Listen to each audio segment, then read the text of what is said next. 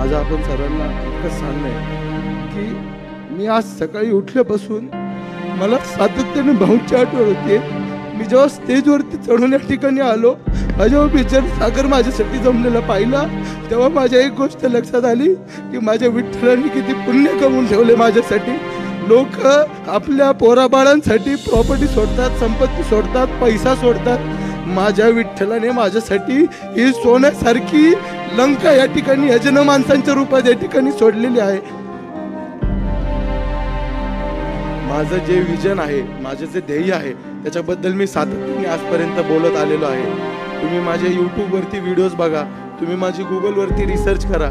जेव्हा आपण एखाद्या वेळी मेडिकलमध्ये आजारी असताना when we go to some medical store and we buy some sort of supplements, त्यावेळेस तुम्ही ज्यावेळेस चाचपळून त्या ठिकाणी एक्सपायरी डेट चेक करता, तर मला तुम्हा सर्वांना एकच विनंती आहे, माझ्या ज्या माता भगिनी या ठिकाणी